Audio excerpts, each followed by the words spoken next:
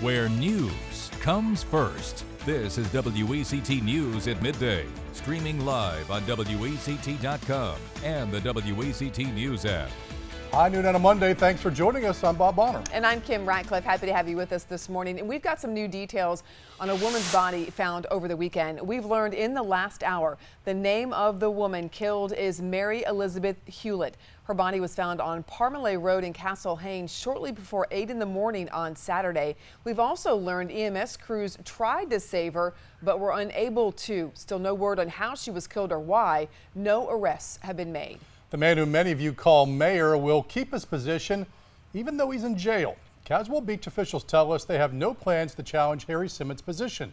Simmons was charged last month with 18 felonies related to misusing money meant for the Brunswick Beach Consortium, a group of coastal communities formed to help lobby for beach issues with lawmakers. Now, when the issue first came up in 2014, the commissioners voted to strip him of most of his powers, transferring those to the mayor pro tem. Educators are meeting tonight to talk about several schools many of you send your children to. The Bladen County School Superintendent is expected to make an announcement during the Board of Education meeting tonight. Parents should find out when public meetings will be held to discuss a proposal to close 3 schools and consolidate them. Several parents and members of the community have already been very vocal against that idea.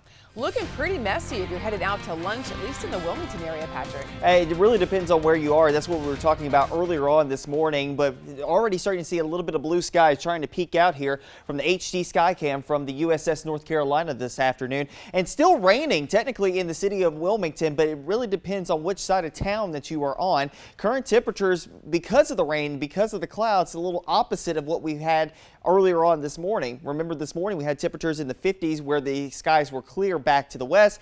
Those is where the temperatures have warmed up the most. 75 in Lumberton, 72 in Fayetteville, 69 in Elizabethtown. But because of the clouds and showers, temperatures staying stifled near the coast. 63 in Jacksonville, 61 in Wilmington, as well as Oak Island. The mass of the showers beginning to diminish at this point. We did have some moderate rains falling in the port city within the last, say, hour or two.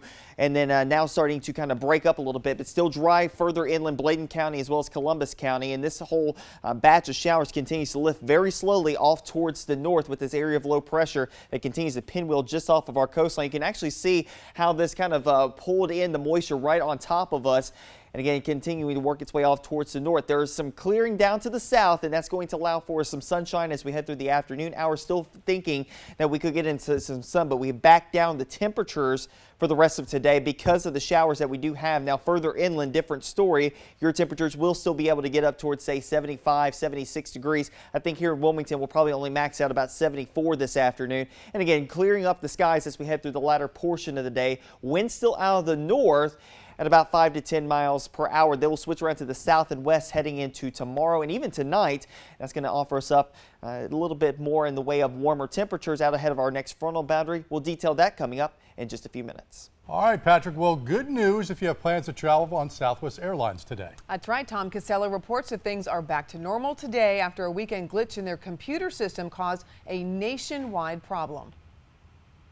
A good day from Reagan National Airport here in Washington. Southwest Airlines says its computers appear to be back up and operating normally today, and all systems appear to be operating normally today after a very difficult day yesterday. We had significant delays at major airports across the country, at Las Vegas, at Phoenix, at Los Angeles, for example, because their computer systems went down at Southwest Airlines. That affected their mobile apps, it affected their computer check-in ability. The lines, in some cases, lasted and stretched for several hours. In total, 500 flights delayed yesterday. That means you had several thousand people affected. And today, they're playing catch-up. They say that all systems are operating normally today, and the delays that they did experience this morning appear to be minimal and now appear to have dissipated. They've now, they say, got their computer systems up and operating normally, but it could be a full day of catching up and making sure that bags that might have gotten lost get to their rightful owners, and those people who maybe missed a flight yesterday are rebooked today. I'm Tom Costello at Reagan National Airport in Washington for NBC News.